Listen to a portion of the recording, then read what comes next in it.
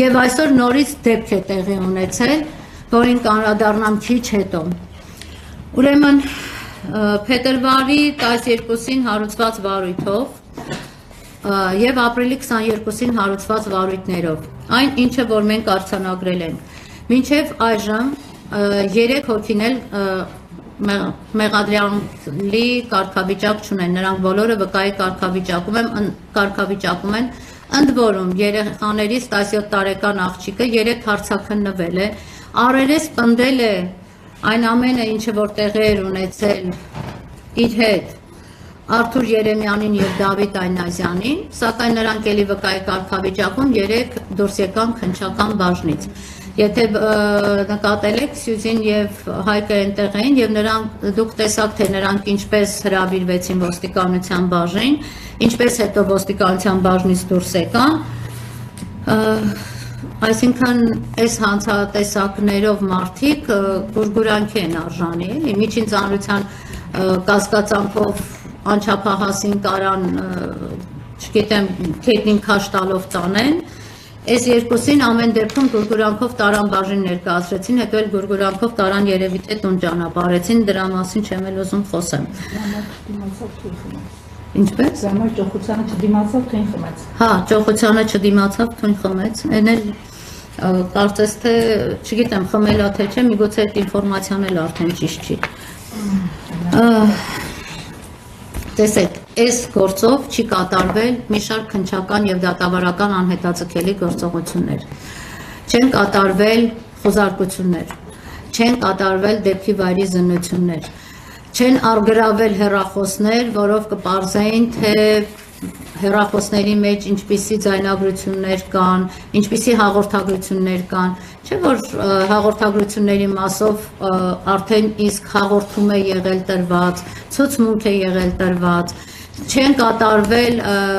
դատա-հետքաբանական փորձաքննություններ։ Ընդամենը ըստ մեզ հասած տեղեկությունների եւ քննիչի հայտնած տեղեկության Արթուր Երեմյանի մեքենան է արգրաված եղել, այն էլ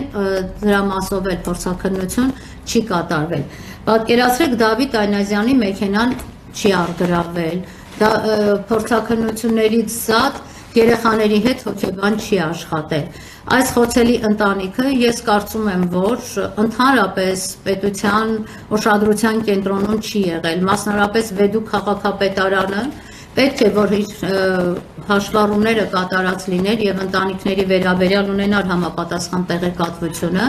բազմանդամ ընտանիք է, 5 երեխան ունեն առողջական խնդիրներ, ծնողներ ունեն առողջական խնդիրներ։ Կարծում եմ համապատասխան հաշվառումները խնամակալության հոգաբարձության մարմինները, եթե լինեին իրենց տեղում եւ աշխատեին, ապա այս դեպքը չէր լինի եւ այս երեխաների ճակատագիրը այս աստիճանի չէր խեղվի։ Դեպքը բնականաբար հասկանում ենք, Վեդի համայնքը այնքան էլ մեծ չի, բոլորը շատ ավելի շուտ են այս ամենի մասին տեղեկացել։ Պատկերացրեք փետրվարից ապրիլից այդ խոսքը տարածվել է ժողովրդի մեջ ու քննարկել են, որտեղ դպրոցները հարցաքննվել են փետրվարից։ Այո, փետրվարից ապրիլ եւ ապրիլից մինչեւ այսօր որևէ սոցիալական աշխատող այդ ընտանիքին չի այցելել։ Երեք կարծեմ թե կարծեմ մի քաղաքապետարանի աշխատակից է ինչ-որ փորձել ընտանիքի հետ կապնվել եւ ասել թե ինչի կարիք ունեք, ինչով կարող ենք աջակցել։ Նկատեցի նաեւ, որ 3 մարդու իրավունքների պաշտպանը 4 օր մեր կողմից այսքան բարձրաձայնելուց հետո 3 նոր ինչ-որ մի հատ այնց 2 տողանոց դատապարտող հայտարարություն մարդու իրավունքների պաշտպանի կողմից կարդացի։ Դեռևս չեմ պարզելու մա դատապարտել, կարող է երեխեքին է դատապարտել։ ՔԿ-ի մասին խոսելիս ընդհանրապես տեսեք, բոլորս երբ որ գնում ենք հարցաքննության, փաստաբանների նախազգուշացնում են նախաքննական գաղտնիք հանկարծ չհրապարակել, որպեսզի պայմաններում մենք զրկված ենք լինում շատ ժամանակ, քննությանը հետաքրքրող շատ հարցեր,